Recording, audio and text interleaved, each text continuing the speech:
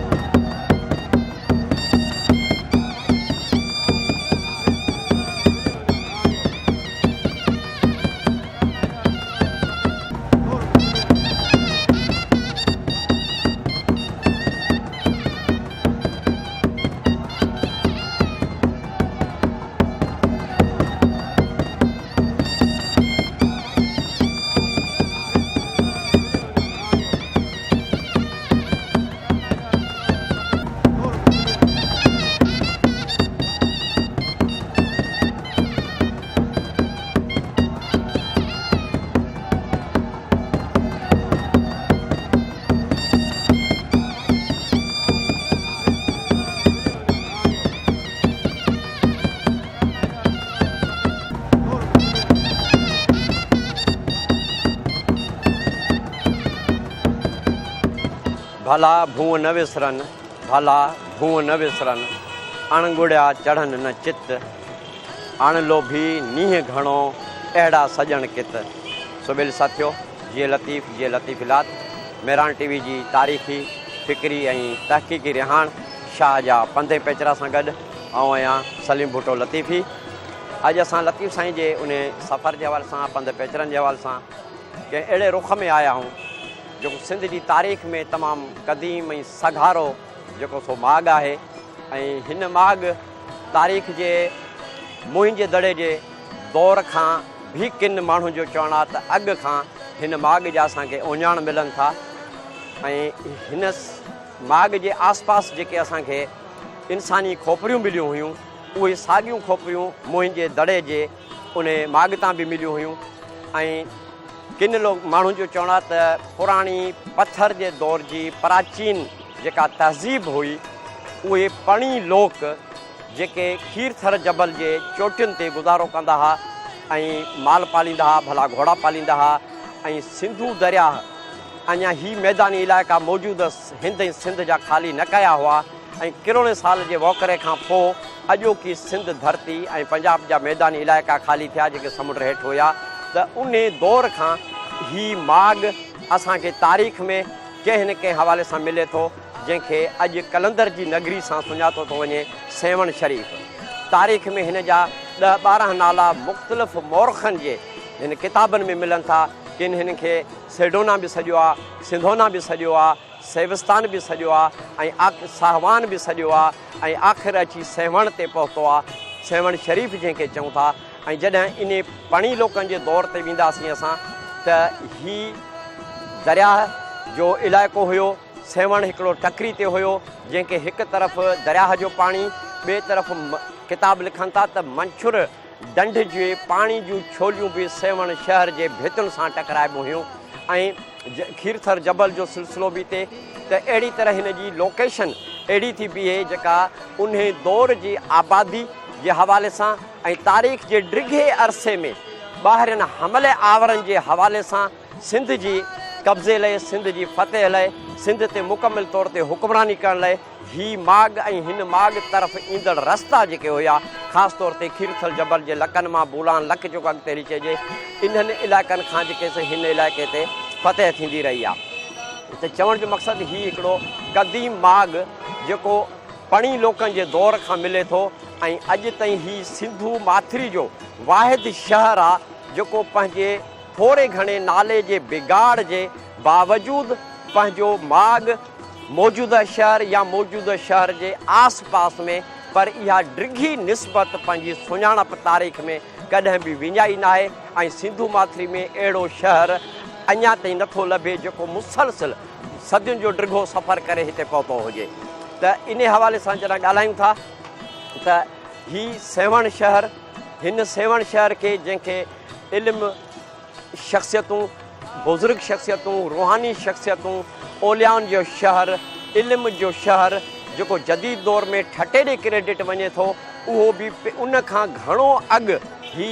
सेवण जेको इल्म जी यूनिवर्सिटी या इल्म जी खाण जे हवाले सां सुञातो वञे थो। ऐं हिन शहर खे आबाद करण में जिन ज़ातियुनि, जिन क़ौमुनि जो, कबीलनि जो ज़िक्र आहे उन में वरी ख़ासि तौर ते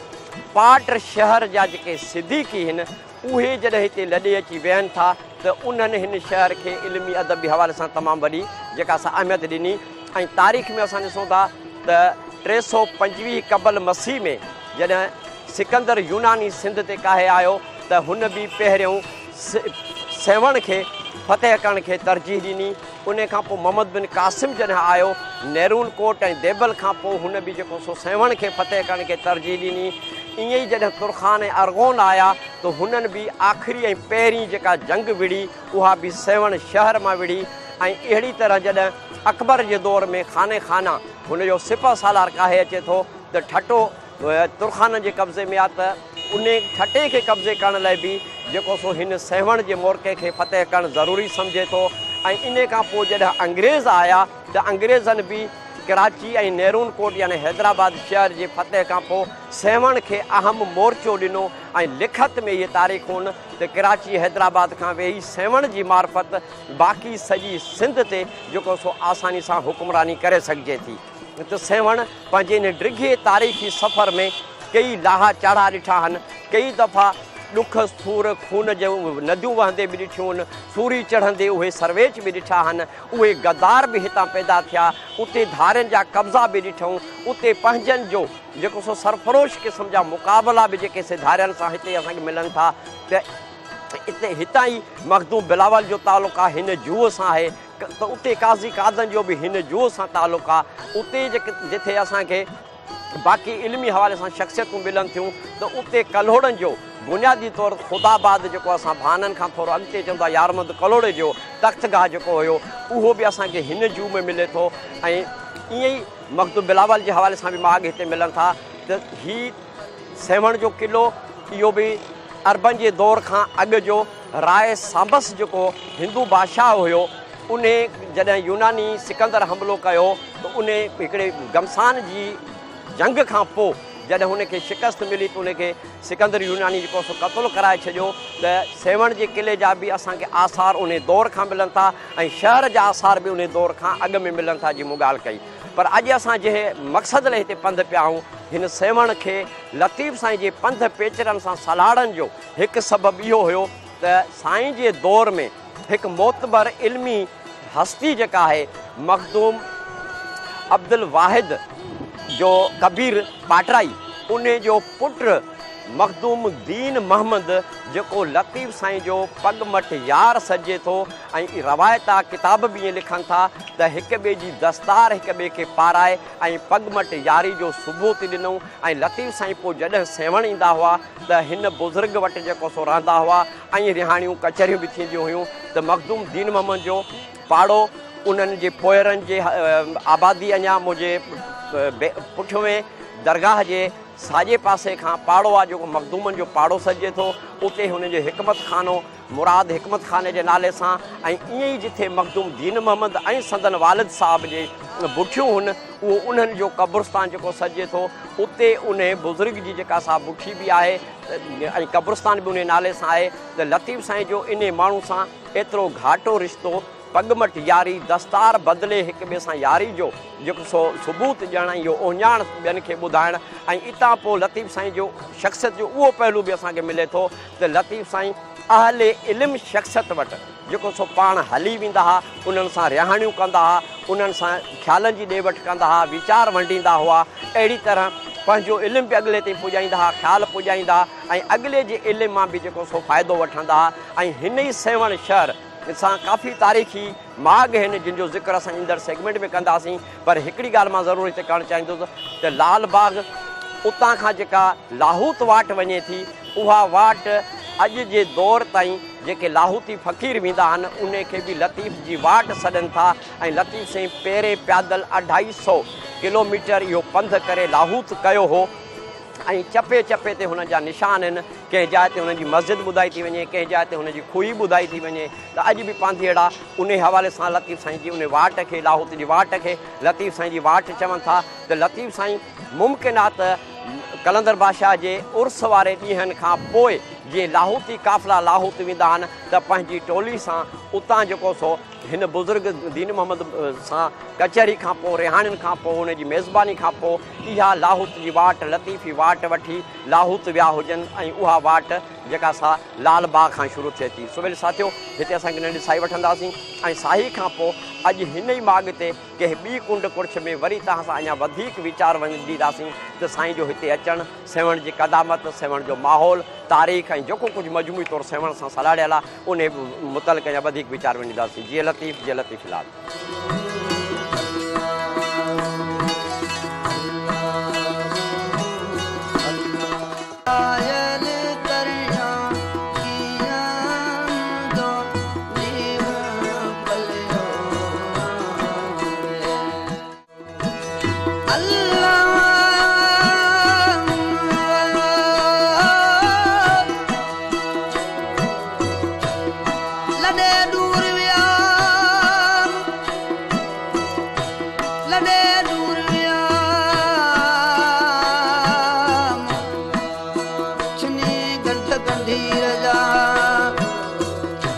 सारे तन जूं सूरतूं लड़े लुढ़क पिया, सारे तन जूं सूरतूं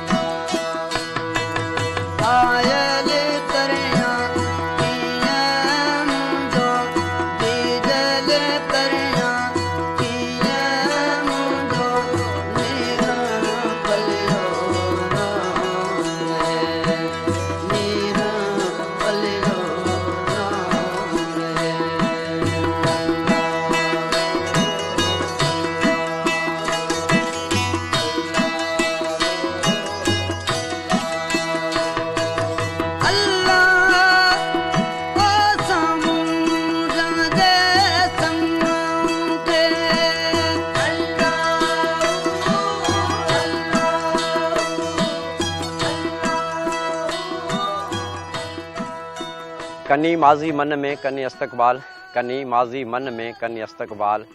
हासुल जनी हाल आउन जंदी उनरी। सो बिल साथियो, जिए लतीफ़िलात मेरान टीवी जी तारीख़ी फ़िक्री ऐं तहक़ीक़ी रिहान शाह जा पंध पेचरा साही खां पोइ हिकु दफ़ो ॿीहर भलीकार। हींअर असां तारीख़ी सेवण जे किले ते बीठा आहियूं। मुंहिंजे पस मंज़र में किले जूं उहे पुराणियूं दीवारूं, तारीख़ जी ख़ामोश ज़बान। ऐं हिन किले में सदियुनि जी भोगना जा जिथे सूर सांढियल आहिनि, उते जदीद सेवण जा बि गुंबज़ जी चमकाट में उहे रोशन रंग बि नज़र अचनि था पिया। लतीफ़ साईं जो हिन शहर ॾे अचण जा हिकु सबबु त संदन मखदूम दीन मोहम्मद सां पगमट यारी ऐं उन खां अलावा हिन शहर में जेका इल्म जी खाण हुई, फ़िक्र जी जेका खाण हुई, ऐं हिन शहर जी जेका तारीख़ी क़दामत हुई, हिन तारीख़ जी जेका जोग्राफिकल लोकेशन हुई, स्ट्रेटेजिक सिचुएशन जेका हुई, उन सॼे पस मंज़र खे रखंदे लाहौत ताईं बींदे जॾहिं सेवण जे उन तारीख़ी पस मंज़र में ॻाल्हायूं था त कई शख़्सियतूं हुन जेके हितां सां सलाड़ियल आहिनि। जॾहिं अकबर जे दरबार जो नालो वठंदासीं त असांखे 9 रतन मां 2 उहे सिंधी रतन मुला फैज़ी ऐं अबुल फैज़ल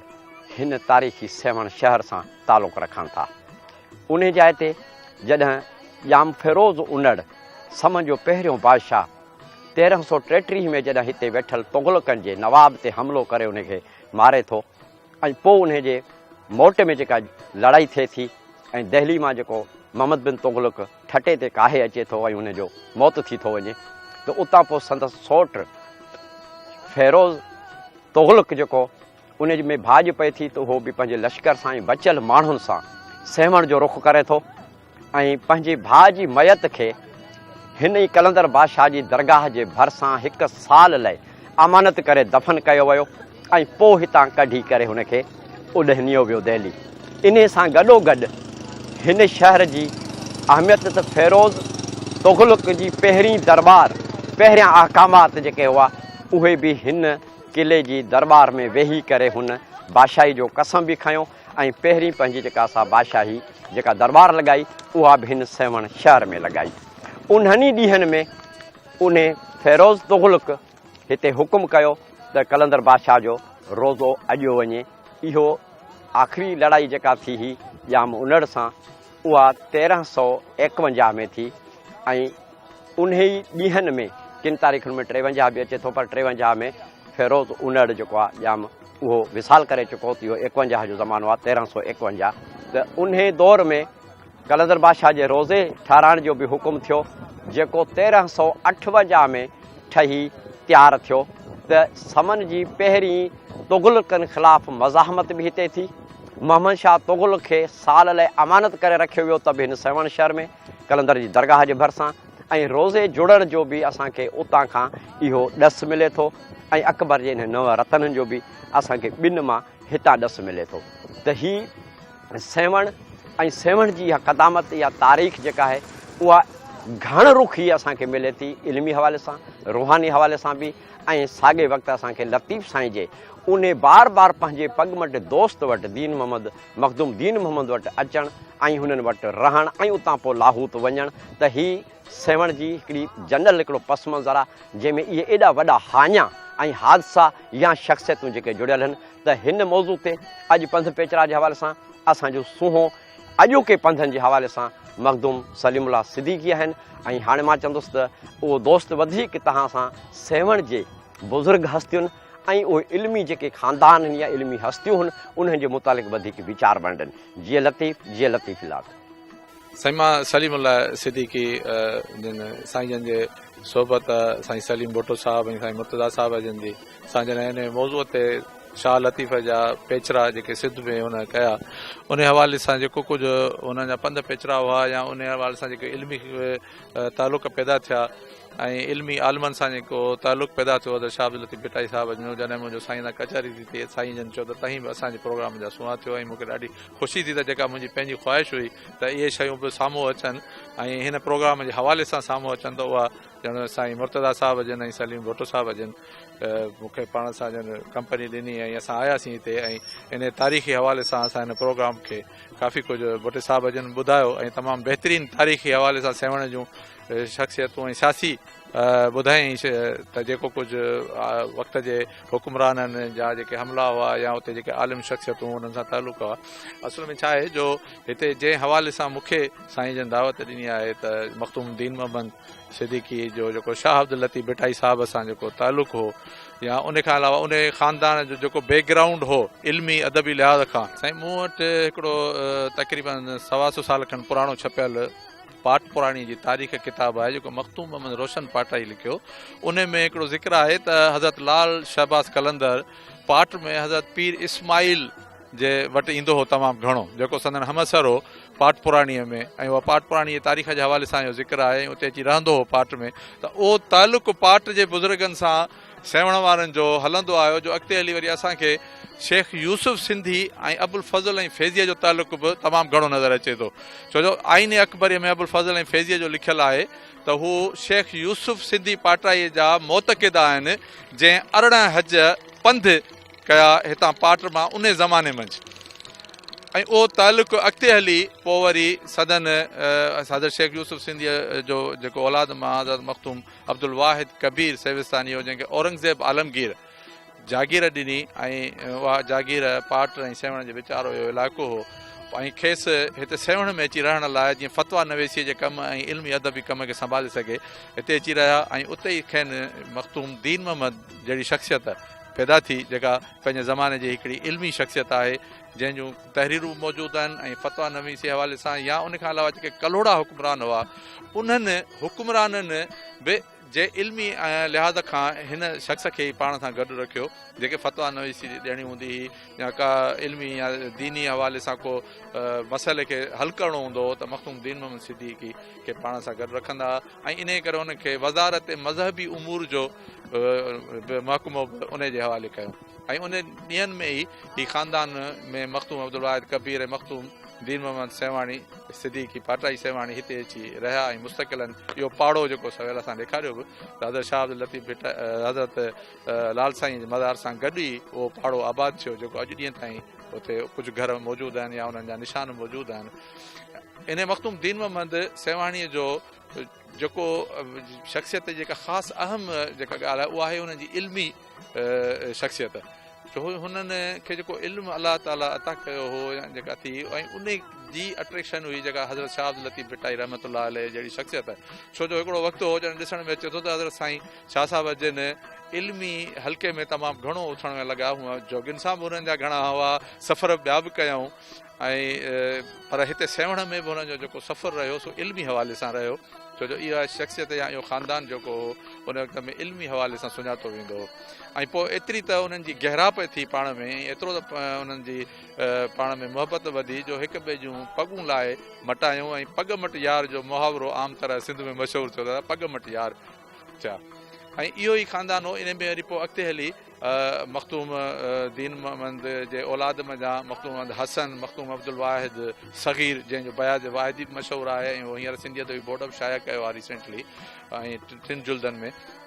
उन खां अलावा मख़्तूम दीन मोहम्मद खां अलावा मख़्तूम मोहम्मद सेवाणी, मख़्तूम बसरदीन सेवाणी जहिड़ी शख़्सियतूं जंहिंजूं तहरीरूं अॼु ॾींहं ताईं मौजूदु आहिनि ऐं अॼु ताईं छप कुझु ज़ेर तबा आहिनि त कुझु कलमी सूरत में मौजूदु आहिनि। उहे पंहिंजी जॻह ते ॿुधाइनि थियूं त हुननि जो इल्मी दर्जो अलाह तबारक ताला केॾो न बुलंद कयो हो ऐं उन्हनि जो ऐं ओतिरी उन्हनि में निमाणाई ऐं ओतिरी उन्हनि जी किरदार जी बुलंदी नज़र अचे थी उन्हनि शख़्सियत में। इहो ई सबबु हो जो शाह साहिब जहिड़ी शख़्सियत हुननि सां सोबत कंदी रही ऐं हिते जॾहिं बि शाह साहिब जन हिन पासे ईंदा हुआ या लाहौत वेंदा हुआ त हितां पहिरीं हज़रत मख़्तूम दीन मोहम्मद साहिब जन वटि ई रहंदा हुआ ऐं उन्हनि सां ई सोबत कंदा हुआ।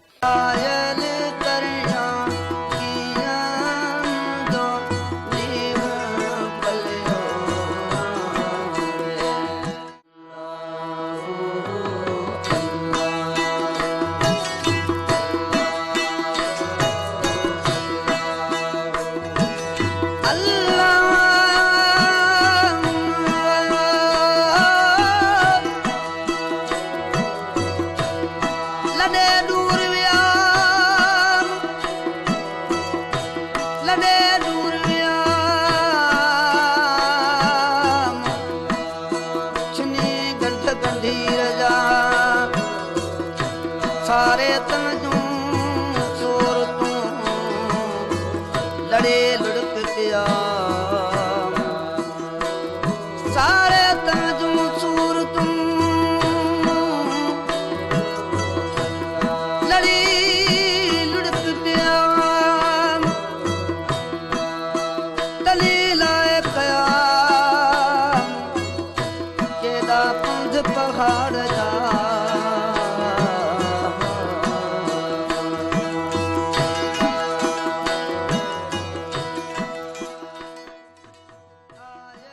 जोगियड़ा जहान में नूरी ऐं नारी, जोगियड़ा जहान में नूरी ऐं नारी, ॿरी जिन ॿारी आउं न जींदी उनरी।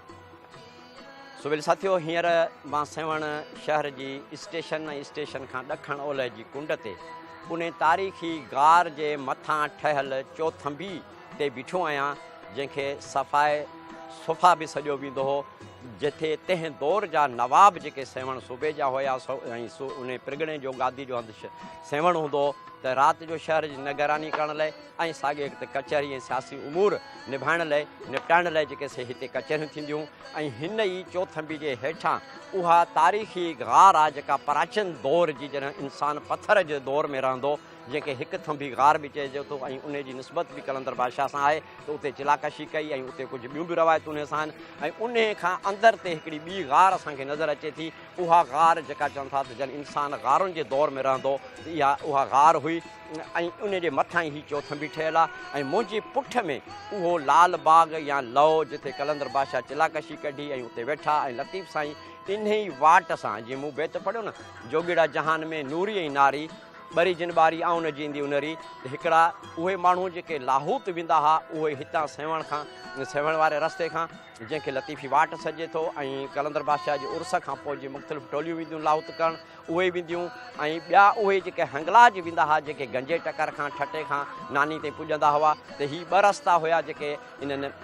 यात्रा ते वेंदड़ हमराहनि जा। त मुंहिंजे पुठ में उहो लालबाग ऐं उहो झांगारा बाज़ारा खां ऐं भित जबल खां अॻिते रस्तो वेंदड़ जेको 7 मंज़िलूं करे जेको माण्हू लाहौत पुॼे थो, त लतीफ़ साईं इन ई वाट सां, इन ई